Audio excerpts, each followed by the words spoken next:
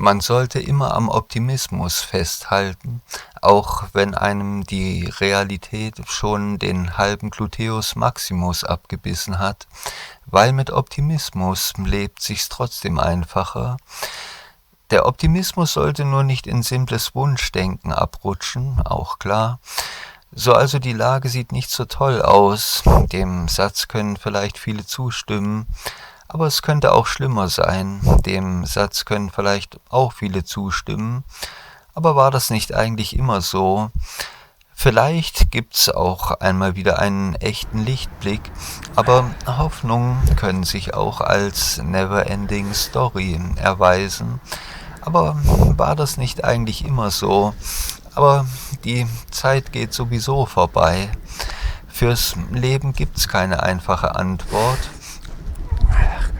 Es sei denn, man will nur eine wirklich ganz simple Antwort haben. Einfach rangehen und durchziehen wäre wohl eher eine einfache Antwort auf den Kapitalismus. Kampfgeist bewahren und durchhalten, koste es, was es wolle, wäre vielleicht durchaus eine einfache Antwort aufs Leben, denn mit Kampfgeist und Durchhaltewille lebt man schon mal besser als mit Widerwille, Resignation oder Verzweiflung. Einfach Spaß haben, wann immer möglich und sich nicht unnötig einen Kopf machen. Das ist schön, so geht's auch.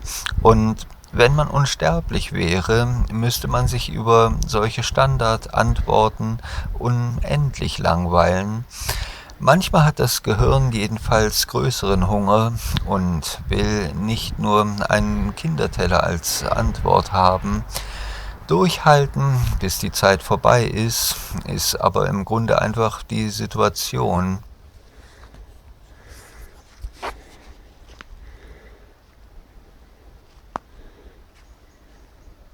Man muss ja durchhalten, bis die Zeit vorbei ist. Man muss auch Spaß haben und sich keinen Kopf machen, sonst kriegt man wahrscheinlich eben einen viel zu schweren Kopf. Rangehen und durchziehen, also ran an die Marie, sollte man vielleicht schon irgendwann. Und wenn man dann einen Korb kriegt, kann man immer noch einen legalisierten durchziehen, aber das kann auch wieder ein Schritt in die falsche Richtung sein. Und was die Marie anbetrifft, scheint mir das Demografieproblem eher einen höheren Sinn zu haben. Man kann sehr vieles hineindeuten, aber abgesehen davon scheint mir der Quasi-Geburtenstreik die einzige Form von Streik zu sein, die garantiert einen Effekt hat. Das äußerste Mittel in Sachen Protest in gewisser Weise, also die Multi-Level-Abzocke der eigenen Gene, wird damit zumindest für alle Zukunft ausgeschlossen. Man entscheidet sich sozusagen gegen die Verlängerung bzw. gegen die Fortsetzung, gegen den Staffellauf des Lebens. Verzicht auf Beziehungen ist die absolute Basis der sicheren Verhütung. Den Frauen ist das wahrscheinlich noch klarer als den Männern. Ich selber bin kinderlos geblieben. Das war keine Frage und nicht schwer mit dem Gesicht. 10.000 Schritte. Also mit rangehen und durchziehen ist natürlich die Arbeit gemeint, ohne Wenn und Aber. Ich persönlich finde Business Coaching Philosophie nicht so prickelnd, aber nur wegen Geschmackssache, jedem das seine. Aber was muss, das muss, ja sowieso.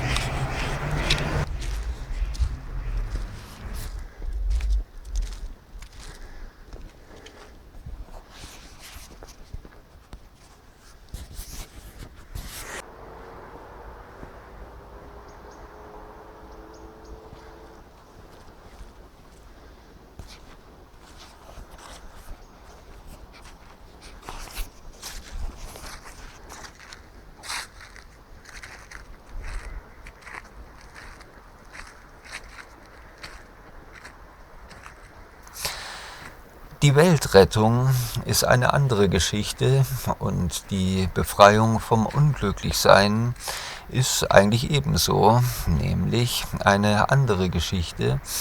Also, wenn die Menschen glücklicher wären, wären sie vielleicht auch freundlicher und friedlicher, zumindest in der Summe. Man müsste sie nicht fürchten wie Wölfe und Wildschweine, aber die Welt müsste sowieso aus der Überspannung herauskommen. Warum hat die Welt in den 80er Jahren nicht so schlimm unter Strom gestanden?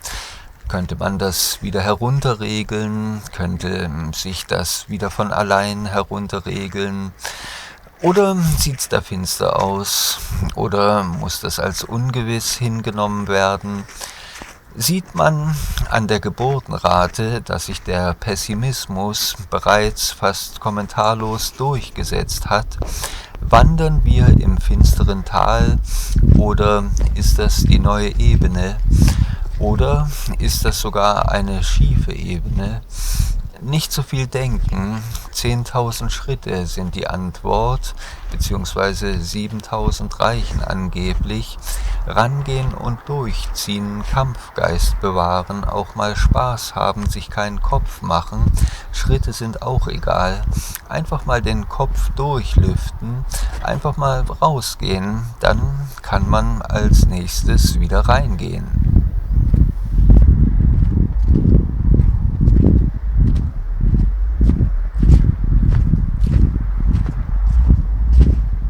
Das Leben ist schön.